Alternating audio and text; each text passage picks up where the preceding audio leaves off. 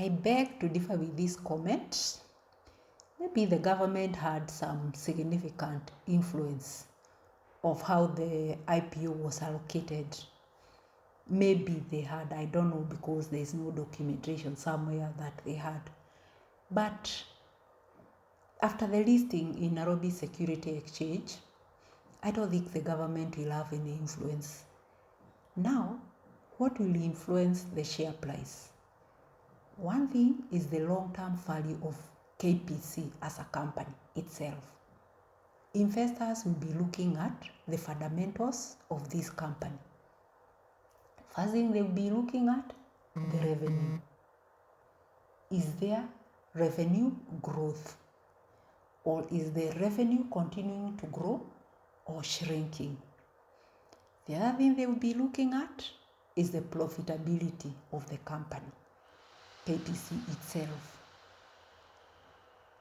As the profits continue to grow, for those people who have been able to look at the financial statement before the listing, you can see that KPC has had a profitability growth. Even though you check from 2021 to 2025, this profitability growth, there's also revenue growth. If it continues, those are some of the decisions that I'm going to influence the price of this company. Then not forgetting about the operational efficiency, because the management and the board, they also influence. A good company can be good, but if there is that mismanagement or there is no operational efficiency, their share price can go down. So those are some of the factors. And also the ability to continue paying dividends. Initially, it was before the listing. Initially, they were paying dividends to the government because that was their major stakeholder. Back in 2025, they paid a dividend of 325. Now, after the issuance, we'll see how much dividend they are going to pay. Another important factor to consider is the development of Ugandan oil refinery. There is that, it's in the pipeline, and the goal is for it to be completed by year 2029, 2030. If it will be up and running, that is part of the business that have gone away. If you can remember, or like now Kenya Pipeline, it acts like a transport system for transporting oil in most of the East African community. So if the Ugandan, they are coming with their own oil refinery, which they will be able to produce their crude oil and all that, and also transport. So that is one of the customer goals. Also, we don't know whether the Ugandan will get the customers that Kenya Pipeline have. So those are some of the things that you need to watch as an investor. The other thing is the demand and supply of this share. You can remember most of the people who hold this share, they are called the institutional investor. They got a 41% of the share. And as I said in yesterday's video, even though they play that speculation game, they don't play it like us, retail investors. Retail investors, in fact, most people, why do they buy the IPOs?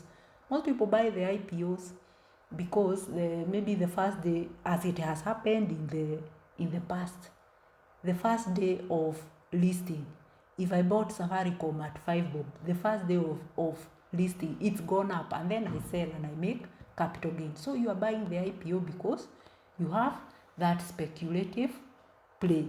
Kengen, I bought it at 11.90 during the IPO. Then the first day it's gone to 40. I sell, I make my money. So that's why most retail investors, they go there for speculation. They buy the IPO for speculation play, especially the ones who have not invested so much in kusoma. At least people are well informed. But for retail investors, even though they are for institutional investors, even though they are buying it for speculation, their speculation will depend on data, fundamentals, the advice they get from their professional analysis. Their speculation is strategic and it aligns with their investment goal. So I call them more mature speculators, and forgetting they are holding 41% of that. The government is also holding 35%. Those are the people who are holding this share. So depending on the demand and supply, and these are the people who are giving the demand and the supply, especially the supply will come from these institutional investors.